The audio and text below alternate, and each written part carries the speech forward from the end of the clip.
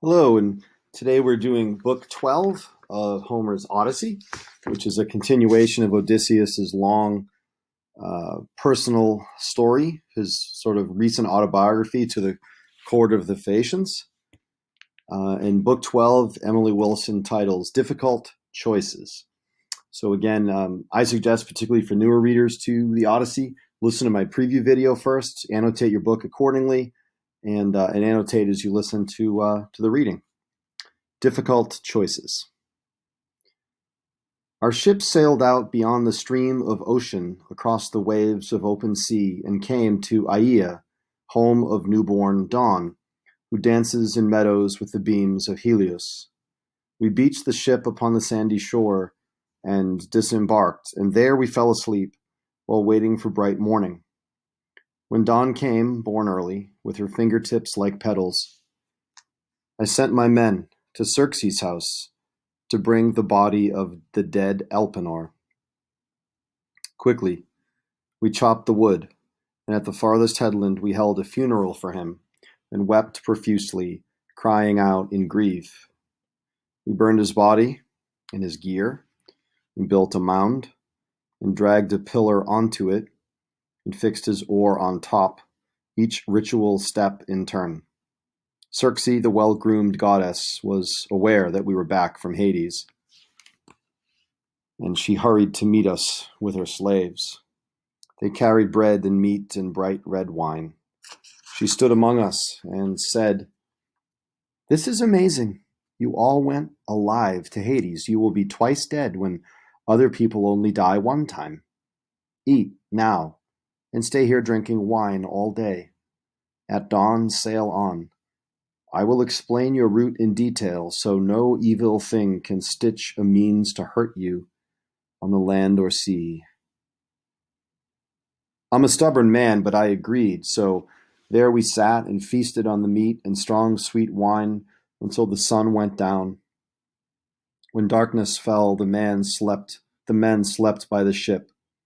Then Circe took my hand and led me off apart from them and questioned me in detail. I told her everything. Lady Circe replied, at last, "That quest is over now, so listen, I will give you good instructions. Another god will make sure you remember. First, you will reach the sirens who bewitch all passerby. If anyone goes near them in ignorance and listens to their voices, that man will never travel to his home and never make his wife and children happy to have him back with them again. The sirens who sit there in their meadow will seduce him with piercing songs. Around them lie great heaps of men, flesh rotting from their bones, their skin all shriveled up. Use wax to plug your sailors' ears as you row past, so they're deaf to them. But if you wish to hear them, your men must fasten you to your ship's mast by hand and foot, straight upright, with tight ropes. So bound, you can enjoy the siren song. But if you beg your men to set you free, they have to tie you down with firmer knots. I will not give you definite instructions about which route to take when you have sailed beyond the sirens. Let your heart decide. There are two choices, and the first goes through vast overhanging rocks, which Amphitrite batters aggressively with mighty waves. The blessed gods call these the wandering rocks. No birds can fly through safe, not even doves, who bring ambrosia to Zeus. One dove is always lost in that sheer gulf of stone, and Zeus must send another to restore the number of the flock. No human ship has ever passed there. When one tries to enter, the waves and raging gusts of fire engulf ship timbers and the bodies of the men. Only the famous Argo sailed through there, returning from the visit with Aeetes. The current hurled the ship toward the rocks, but Hera, who loved Jason, led them safe. Taking the second way, you meet two rocks, one reaches up to heaven with its peak, surrounded by blue fog that never clears. No light comes through there, even in the summer. No man could climb it or set foot upon it, even if he has had 20 hands and feet. The rock is sheer, as if it had been polished. Right in the middle lies a murky cave that faces west, toward dark Erebus. Steer your ship past it, great Odysseus. The hollow cave is so high up, no man could shoot it with an arrow. There lives Scylla, howling and barking horribly. Her voice is puppy-like, but she is dangerous. Even a god would be afraid of her. She has 12 dangling legs and 6 long necks, with a gruesome head on each, and in each face, 3 rows of crowded teeth, pregnant with death. Her belly slumps inside the hollow cave. She keeps her heads above the yawning chasm and scopes around the rock and hunts for fish. She catches dolphins, seals, and sometimes even enormous whales. Queen Amphitrite, ruler of roaring waters, nurtures many creatures. No sailors ever pass that way unharmed. She snatches one man with each mouth from off each dark, proud ship. The other rock is near, enough to shoot an arrow right across.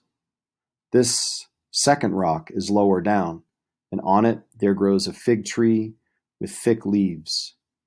Beneath, divine Charybdis sucks black water down. 3 times a day she spurts it up. Avoid that place when she is swallowing the water. No one could save you from death then, even great Poseidon.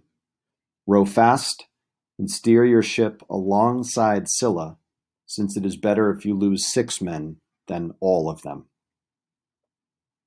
I answered, Goddess, please tell me the truth. Is there no other way? Or can I somehow circumvent Charybdis and stop that Scylla when she tries to kill my men? And the goddess answered, No, you fool, your mind is still obsessed with deeds of war, but now you must surrender to the gods. She's not mortal. She is deathless evil, terrible, wild, and cruel. You cannot fight her. The best solution and the only way is flight. I am afraid if you take time to arm beside the rock, she will attack again with all 6 heads and take 6 more. So row away with all your might and call on Scylla's mother, Cratias, great force, who bore her as a blight on humankind. Go fast, before the goddess strikes again. Then you will reach the island called Thrinacia, where Helios keeps sheep and many cattle, 50 per herd, with 7 herds in all. They never reproduce or die, and those who tend them are the smooth-haired goddesses, Phaethucia and Lamptea, the shining daughters of Helios by bright Nereia. She brought them up, then sent them off to live there in remote Thrinacia, to guard their father's sheep and cattle. If you can remember home and leave the cows unharmed, you will at last arrive in Ithaca. But if you damage them, I must foretell disaster for your ship and for your crew. Even if you survive, you will return late and humiliated, having caused the death of all your men. The golden throne of dawn was riding up the sky as Xerxes concluded, and she strode across her island. I went back to my ship and roused the men to get on board and loose the sternwood cables. Embarking, they sat down, each in his place, and struck the gray salt water with their oars. Behind our dark proud ship, the dreadful goddess Xerxes sent friendly wind to fill the sails. We worked efficiently to organize the rigging, and the breeze and pilot steered. Then, with an anxious heart, I told the crew, My friends, the revelations Xerxes shared with me should not be kept a secret, known to me alone. I will share them with you, and we can die in knowledge of the truth or else escape. She said we must avoid the voices of the otherworldly sirens, steer past their flowering meadow. And she says that I alone should hear their singing. Bind me to keep me upright at the mast, wound round with rope. If I beseech you and command you to set me free, you must increase my bonds and chain me even tighter. So I told them each detail. Soon our well-built ship, blown fast by fair winds, neared the island of the sirens, and suddenly the wind died down. Calm came. Some spirit lulled the waves to sleep. The men got up, pulled down the sails, and stowed them in the hollow hold. They sat at oar and made the water whiten, struck by polished wood. I gripped a wheel of wax between my hands and cut it small, firm kneading, and the sunlight warmed it. And then I rubbed it in the ears of each man in his turn. They bound my hands and feet straight up at the mast. They sat and hit the sea with oars. We traveled fast, and when we were in earshot of the sirens, they knew our ship was near and started singing. Odysseus, come here. You are well known from many stories. Glory of the Greeks. Now stop your ship and listen to our voices. All those who pass this way hear honeyed song poured from our mouths. The music brings them joy, and they go on their way with greater knowledge, since we know everything the Greeks and Trojans suffered in Troy by God's will, and we know whatever happens anywhere on earth. Their song was so melodious I longed to listen more.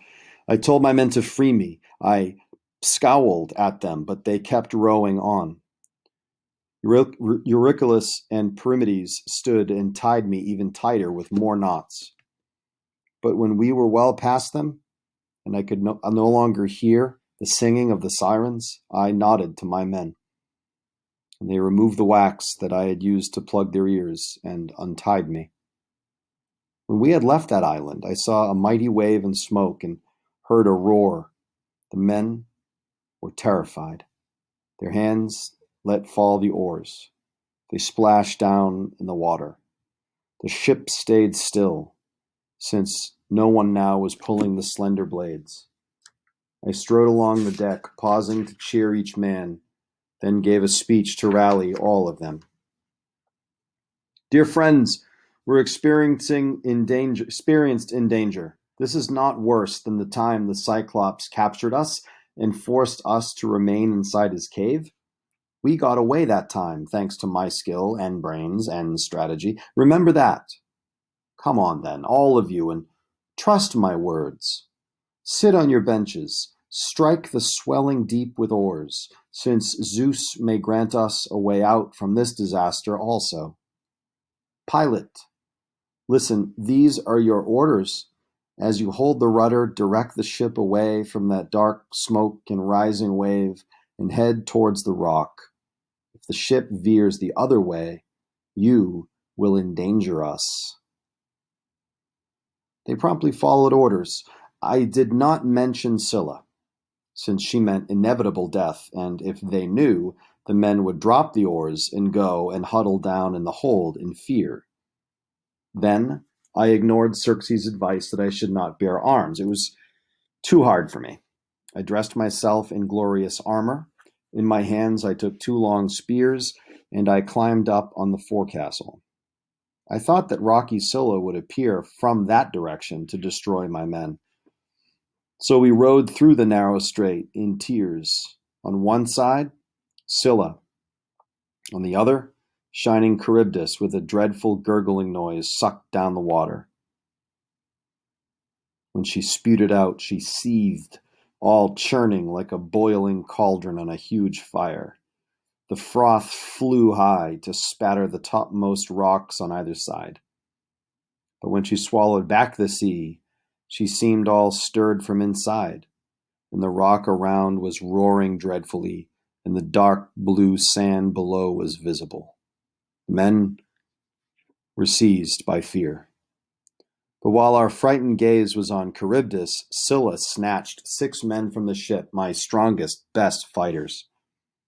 Looking back from down below, I saw their feet and hands up high as they were carried off. In agony, they cried to me and called my name. Their final words. As when a fisherman out on a cliff casts his long rod and line set round with oxhorn to trick the little fishes with his bait, when one is caught, he flings it gasping back onto the shore. So those men gasped as Scylla lifted them up high to her rocky cave, and at the entrance ate them up, still screaming, still reaching out to me in their death throes. That was the most heart-rending sight I saw in all the time I suffered on the sea.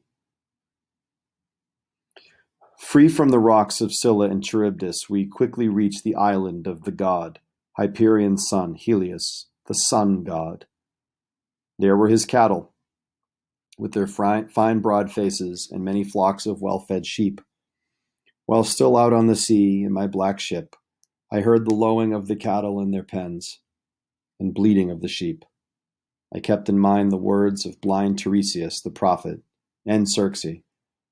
Both had given strict instructions that we avoid the island of the sun and the god of human joy. I told the men with heavy heart, my friends, I know how much you have endured. But listen to me now. Tiresias and Circe both insisted we must avoid the island of the sun, the joy of mortals. They said, dreadful danger lurks there for us. We have to steer our ship around it. They were quite downcast by this. Euryclus said angrily to me, you're unfair to us, Odysseus. You may be strong. You never seem to tire. You must be made of iron, but we men have had no rest or sleep. We are exhausted. You refuse to let us disembark and cook our tasty dinner on this island. You order us to drift around all night in our swift ship across the misty sea. At night, fierce storms rise up and wreck men's ships.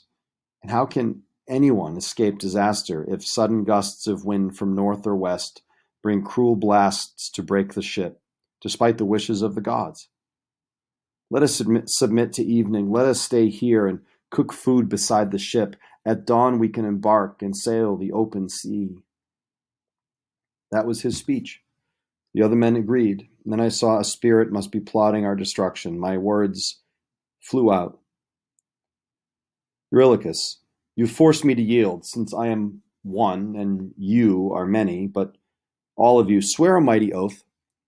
If we find any herd of cows or flock of sheep, do not be fool enough to kill a single animal. Stay clear and eat the food provided by immortal Circe. They swore as I commanded. When they finished making the oath, we set our well-built ship inside the curving harbor near fresh water. The men got out and skillfully cooked dinner. When they were satisfied with food and drink, they wept, remembering their dear companions, whom Scylla captured from the ship and ate. Sweet sleep came down upon them as they cried. When night was over, when the stars were gone, Zeus roused a blast of wind, an eerie storm. He covered earth and sea with fog, and darkness fell down from heaven. When rose-fingered dawn appeared, we dragged the ship inside a cave, a place nymphs danced in, and we moored it there. I gave a speech to my assembled men. My friends, we have supplies on board. Let us not touch the cattle, or we will regret it. Those cows and fat sheep are the property of Helios, the great sun god, who sees all things and hears all things. I told them this. Reluctantly they yielded. But that month the south wind blew and never stopped. No other was ever blowing, only south and east. While the men still had food and wine, they kept clear of the cows. They hoped to save their lives, but when our ship's supplies ran out, men were forced to hunt. They used their hooks to catch both fish and birds whenever they could get, since hunger gnawed their bellies. I strode off to pray, in case some god would show me how to get back home. I left my men behind and crossed the island, washed my hands, in shelter out of the wind, and prayed to all the gods. They poured sweet sleep upon my eyes. Meanwhile, Eurylochus proposed a foolish plan. Listen, my friends, you have already suffered too much. All human deaths are hard to bear, but starving is most miserable of all. So, let us poach the finest of these cattle and sacrifice them to the deathless gods. If we get home to Ithaca, at once we will construct a temple to the sun god with treasure in it. If he's so angry about these cows that he decides to wreck our ship if the other gods agree, I would prefer to drink the sea and die at once than perish slowly, shriveled up here on this desert island. All the others agreed with him. They went to poach the best of Helios's cattle, which were grazing beside the ship. The men surrounded them and called upon the gods. They had plucked leaves from oak trees. On the ship there was no barley. They prayed, then killed them, skinned them, and cut off the thighs and covered up the bones with fat, a double layer with raw meat on top. They had no wine to pour libations over the burning offering, but they made do with water, and they roasted all the innards. And when the thighs were burned and entrails sprinkled, they cut the other meat up into chunks for skewers. Sweet sleep melted from my eyes. I rushed back to the ship beside the shore. When I was close, the meaty smell of cooking enfolded me. I groaned and told the gods, "Oh, Zeus, and all you deathless gods, you blinded my mind with that infernal sleep. My men did dreadful things while I was gone." Meanwhile, Lampetia, in flowing skirts, ran off to tell the sun god we had killed his cows. Enraged, he called the other gods. "Great Zeus, and all you other deathless gods, you must punish Odysseus's men. They killed my cattle. I delighted in those cows all through each day, when I went up to heaven and when I turned to earth. If they do not repay me, I will sink down to Hades and bring my bright light only to the dead." Zeus answered, "Helios, please shine with us, and shine for mortals on life-giving earth. I will immediately smite their ship with my bright thunderbolt and smash it up in fragments across the wine-dark sea." I heard this from the beautiful Calypso, who had been told by Hermes. Back on shore beside my ship, I scolded each of them. It did no good. The cows were dead already. The gods sent signs. The hides began to twitch. The meat on skewers started mooing, raw and cooked. There was the sound of cattle lowing. For 6 days, my men banqueted on beef from Helios. When Zeus, the son of Cronos, led in the 7th day, the wind became less stormy, and we quickly went on board. We set the mast up and unfurled the sails and set out on the open sea. When we had left that island, we could see no other, only the sky and sea.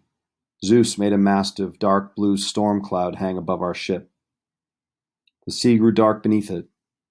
For a moment the ship moved on, but then came Zephyr, shrieking, noisily rushing with torrential tempest. A mighty gust of wind broke off both forestays. The tacking was all scattered in the hold. The mast was broken backwards, and it struck the pilot in the stern. It smashed his skull. His bones were crushed. His skeleton was smashed. He fell down like a diver from the deck. His spirit left his body. At that instant, Zeus thundered and hurled bolts to strike the ship. Shaken, it filled with sulfur. All the men fell overboard, and they were swept away like seagulls in the waves beside the ship. The gods prevented them from reaching home. I paced on board until the current ripped the ship's side from the keel. The waves bore off the husk and snapped the mast, but thrown across it, there was a backstay cable, oxhide leather. With this, I lashed the keel and mast together and rode them, carried on by fearsome winds. At last the tempest ceased. The west wind lulled. I worried that the south wind might compel me to backtrack to the terrible Charybdis. All night I was swept backwards, and at sunrise I came back to the dreadful rocks of Scylla and of Charybdis, gulping salty water and overshadowed by the fig tree's branches. I jumped and clutched its trunk, bat-like, unable to plant my feet or climb. The roots were down too low, the tall, long branches were too high, so I kept clinging on. I hoped Charybdis would belch my mast and keel back up. She did. As one who spends the whole day judging quarrels between young men at last goes home to eat, at that same hour the planks came bobbing up out of Charybdis. I let go of my hands and feet and dropped myself way down to splash into the sea below, beside the timbers of floating wood. I clambered onto them and used my hands to row myself away. Zeus ensured that Scylla did not see me, or else I could not have survived. I drifted for 9 days. On the evening of the 10th, the gods helped me reach the island of the dreadful, beautiful, divine Calypso. She loved and cared for me. Why should I tell the story that I told you and your wife yesterday in your house? It's annoying, repeating tales that have been told before.